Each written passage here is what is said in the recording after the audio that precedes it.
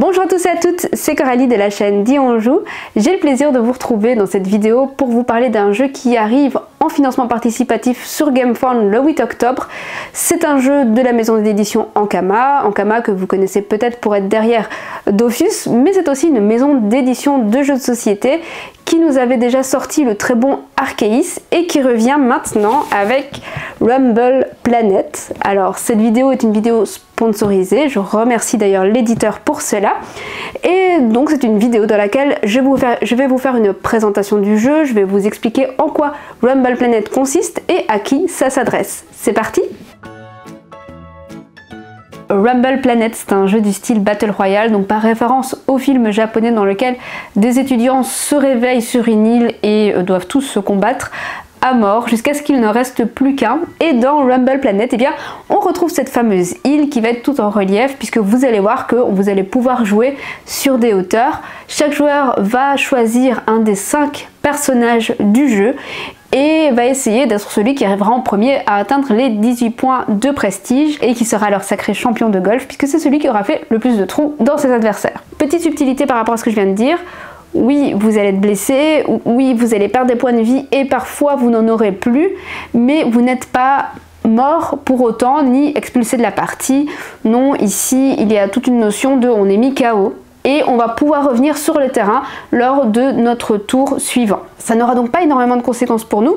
L'adversaire, lui, va gagner un précieux point de prestige, mais vous, tout ce que ça va déclencher, en fait, c'est une obsolescence automatique de tout votre équipement. Du coup, ça me permet d'introduire une notion qui est très importante et très intéressante dans le jeu, c'est la notion d'obsolescence. Parce qu'en fait, sur votre plateau personnel, vous avez des équipements, vous avez des armes, vous avez des armures, et en fait, en les utilisant, eh bien, thématiquement, elles vont s'abîmer, elles vont devenir inutilisables, même quand elles vont quitter le plateau. Et donc, à chaque tour de jeu, vous allez être obligé de faire cette phase d'obsolescence qui va décaler toutes vos cartes et c'est la première chose que vous faites. Et donc quand vous mourrez, petite parenthèse, mais vous avez aussi une obsolescence forcée. Le tour de jeu d'un joueur est divisé en 3 grandes phases. Il y a une phase de préparation, une phase d'action et une phase de loot, puisque pour s'équiper, il faut bien aller chercher des loots sur le plateau. La phase de préparation, c'est la phase durant laquelle, comme je vous l'ai dit, vous allez tout d'abord faire subir une obsolescence à tout votre équipement. Donc toutes vos cartes vont glisser vers la droite et quand elles quittent le plateau, à ce moment-là, elles deviennent complètement inutilisables.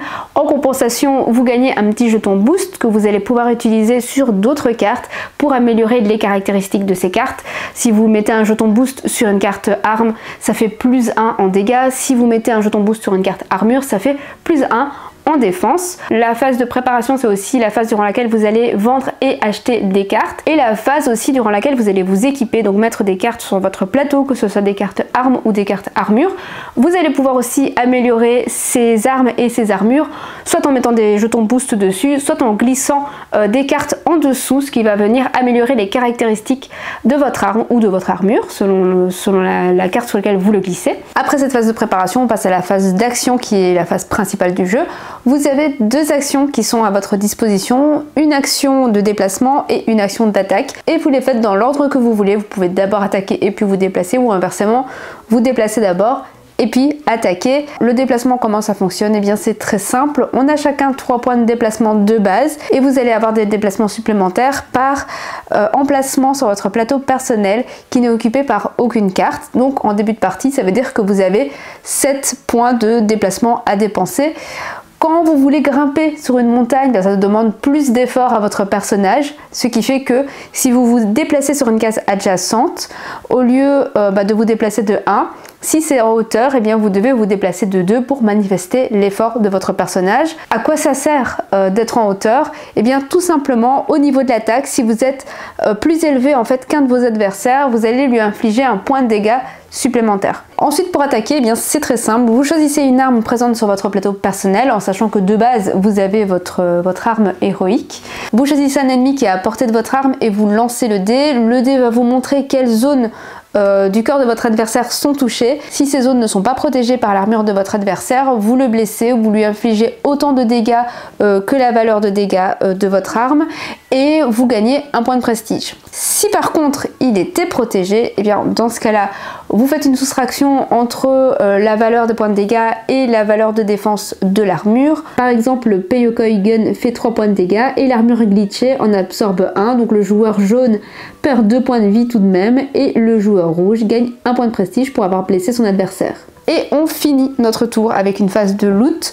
Si pendant votre déplacement vous êtes passé sur des cases sur lesquelles il y avait des petits jetons de loot, et bien vous avez dû les ramasser.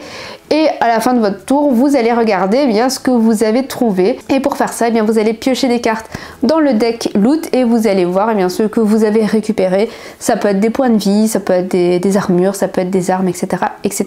Et après, on va les replacer sur le terrain en utilisant le système de relocalisation GPS. Quand un joueur a fait ces 3 phases, donc il a terminé son tour, on passe au joueur suivant et on va continuer comme ça jusqu'à ce qu'un des joueurs atteigne les 18 points de prestige. Ces points de prestige, on va donc principalement les obtenir en blessant notre adversaire, en les mettant KO, mais aussi en accomplissant des exploits qui sont visibles par tout le monde au centre de la table. Un exploit, ça peut être par exemple d'aller emprunter un portail et ça va vous rapporter d'abord un point de prestige, mais au fur et à mesure de la partie, on va débloquer les exploits de niveau 2 qui donneront 2 points de prestige, ce qui va aussi accélérer la fin de la partie. Rumble Planet, c'est donc un jeu à la Battle Royale qui se distingue par sa facilité d'accès grâce à ses règles qui sont simples. Vous n'avez pas un tas de paramètres à gérer pendant la partie, vous n'avez que 2 actions à faire, vous déplacer et attaquer. Et ces règles-là, elles sont très simples, vous allez voir, vous allez vite rentrer dans le jeu. Ce qui potentiellement pourrait ouvrir le jeu à un public un peu plus familial, surtout avec ces figurines qui sont incroyables, avec ce matériel qui est en 3 dimensions et qui est ludiquement très sympa. Le seul petit souci pour les familles que je vois, c'est peut-être le temps de jeu parce que c'est indiqué 60 minutes.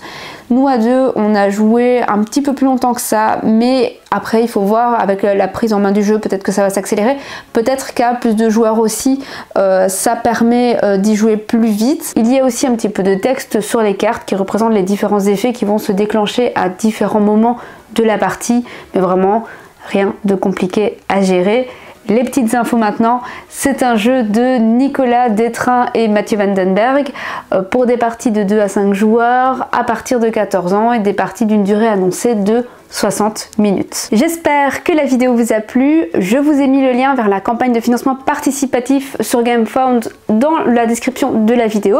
Pour rappel, la campagne commencera le 8 octobre. Si vous avez la moindre question sur le jeu, n'hésitez pas à me la poser en commentaire. Je suis là pour ça, pour y répondre. Et comme d'habitude, si la vidéo vous a plu et que vous voulez soutenir la chaîne, eh bien n'hésitez pas à vous abonner, à liker, à la partager autour de vous et activer la petite cloche pour être tenu au courant de toutes les sorties vidéo sur la chaîne.